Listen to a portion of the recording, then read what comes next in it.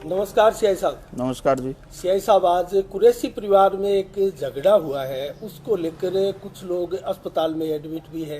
क्या था मामला, कुछ बताइए। ये झगड़ा आज नहीं कल हुआ था सर। अब झगड़ा कल हुआ था। मतदान के दौरान मैं भ्रमण पे था, उस दौरान सूचना आई तो मैं थाने आया तो कुछ लोग यहाँ इकट्ठे हो के थे। उसमें इस्लाम नाम का एक आदमी था जिसने मस्जिद नाम के आदमी और उनके बेटियों के साथ मारपीट की थी। वो थाने में यहाँ मिले भी थे, मेरे से आक्रोशित हुए और वो चले गए। मुकदमा दर्ज कर लिया, जांच जारी है। नहीं, लगभग क्या मामला है? सबको कुछ को चोट भी आई है, एक लड़की भी थी। हाँ, चोट आई है और इनका जमीनी विवाद है। तो क्या पाया सर आपने? अभी जांच जारी है। जांच जारी है जी। आज एक प्रेस कॉन्फ्रेंस भी हुई। पूर्व विधायक बलवान पूनिया और रफीक कुरैशी, जो कि स्वर्गीय हाजी दाऊद कुरैशी के पुत्र है एनआरआई, उन्होंने आरोप लगाया कि सीआई साहब ने मेरे साथ बदसलूकी की और मेरे पिता को लेकर अपशब्द कहे हैं। नहीं, पिता को लेकर अपशब्द मैं क्यों बोलूँगा? उनके पिताजी से न तो मैं मिला, न कोई और, न लेना देना। मैंने तो जिसने इस्लाम को ज़रूर कहा था भाई तूने जो किया वो गलत किया है, और आप हाजी साहब को एक तरफ हाजी साहब का नाम ले रहे हो और आप इस तरह के काम कर रहे हो, वो ठीक नहीं है। और रही बात एक्स एमएलए साहब की, तो उन्होंने कहा कि 151 में बंद नहीं होना चाहिए, एमवी एक्ट के चलान नहीं होना चाहिए। तो ये तो निरोधात्मक कार्रवाइयाँ पुलिस करती आई है, आगे भी करेगी। ये तो दबाव की राजनीति कर रहे हैं। दबाव की राजनीति मानते हैं? दबाव की राजनीति है। तो सर, भादरा में आपने ज्वाइन किया है, कैसा लगा भादरा? नहीं, भादरा अच्छा है, चुनाव शांतिपूर्वक संपन्न हुए। ये तो राजनीतिक मुद्दा है, उठा दबाव की राजनीति। इसके अलावा आए थे, क्या बातचीत हुई आपकी ऑफिस में? वो आते क्या साहब आपने मुकदमा कैसे कर लिया, ये कैसे, और वो अनावश्यक दबाव भी था ये। तो फिर ये यही मान के चले। हाँ, दबाव की राजनीति है। तो क्या सत्ता पक्ष के विधायक की तरफ से भी कोई इस प्रकार की आपके पास कोई आई है? उनका इससे कोई लेना देना ना, मेरे पास कोई फोन आया न कोई और, कोई लेना देना नहीं है उनका इस प्रकरण से।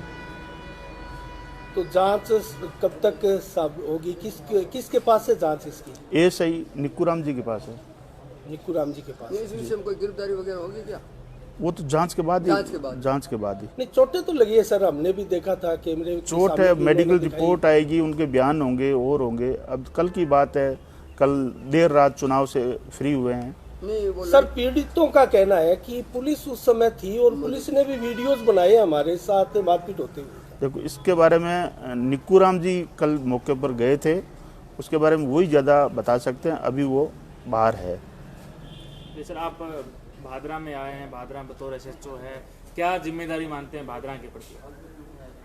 नहीं, भादरा में जिम्मेवारी, नशा वगैरह जो भी है उसके खिलाफ हम लगातार कार्रवाई कर रहे हैं और भूमाफियाओं को यहाँ पनपने नहीं देंगे। भूमाफियाओं के ऊपर आपकी कड़ी नजर रहेगी? बिल्कुल।